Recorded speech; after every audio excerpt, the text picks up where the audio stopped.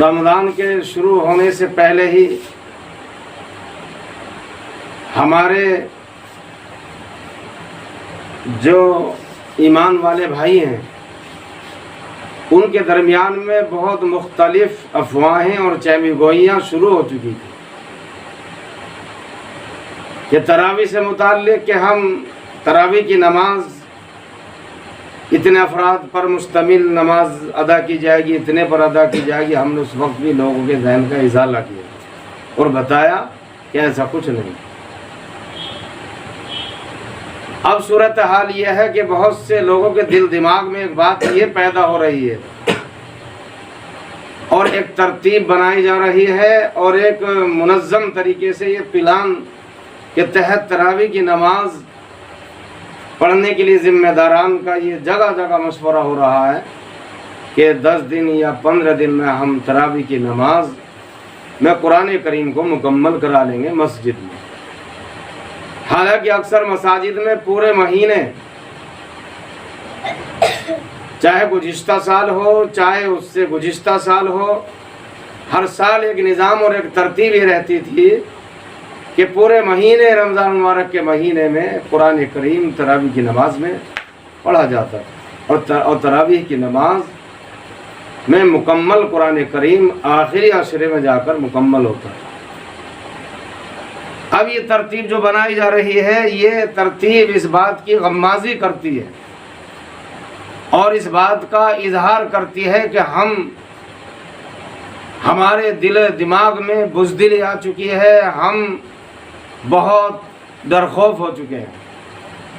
اور دہشت زدہ ہیں ہم۔ یہ اس بات کا نتیجہ ہے۔ حالانکہ قرآن کریم کو ترتیب کے ساتھ الحمد سے لے کر والناس تک سننا یہ سنت ہے اور تراویح کی نماز پورے مہینے پڑھنا یہ سنت موقدہ ہے۔ اگر قرآن کریم کو ترتیب کے ساتھ بالفرض نہ پڑھ سکیں اور تراویح پورے مہینے پڑھی تو یہ پڑھنے والا شخص گناہگار نہیں ہوگا، لیکن تراویح کی نماز اب بالفرض 15 دن میں مسجد میں یا 10 دن میں قرآن کریم مکمل کر لیا گیا جیسے کہ چہمی گوئیاں لوگوں میں چل رہی ہیں، اگر اس ترتیب کے ساتھ ہوا تو اس کا نتیجہ یہ نکلے گا کہ 15 دن کے بعد یا جس دن پورا کیا جائے گا اس کے بعد مساجد خالی ہو جائیں گی، مساجدیں ویران ہو جائیں گی۔ اس لیے ہم تمام برادران اسلام سے اپیل کرتے ہیں، درخواست کرتے ہیں خدا کے واسطے اس طرح کا نظام قائم کر کے اپنے آپ کو یہ ثابت نہ کرے کہ ہم ڈرخوف ہیں اور ہم دہشت زدہ ہیں۔ چونکہ ہمیں تو یہ ہونا چاہیے کہ ایک اللہ سے ڈرنے والے ہیں اور اللہ ہی سے ڈرنا چاہیے، اور خوف کا ذکر اللہ نے قرآن میں فرمایا،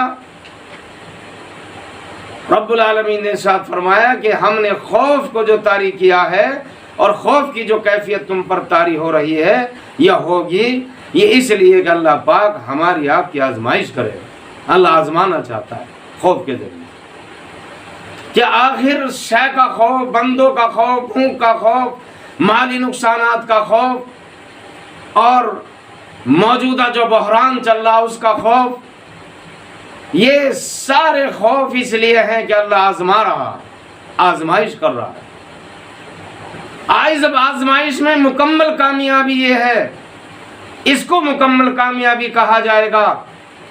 کہ صرف ایک اللہ سے ڈرے ہوئے، اللہ کے علاوہ کسی سے ڈرنے کی کوئی ضرورت نہیں۔ جب ہم یہ مانتے ہیں کہ دنیا دارالاسباب ہے، ایک بیماری مہلک کرونا وبا کی طرح سے عام ہو رہی ہے، تو اب اس کے لیے سماجی فاصلہ، ماسک کی پابندی کے لیے ہر شخص اور ذمہ داران ہر شخص کہہ رہا ہے۔ یہ جسمانی نقصان کے لیے اور جسمانی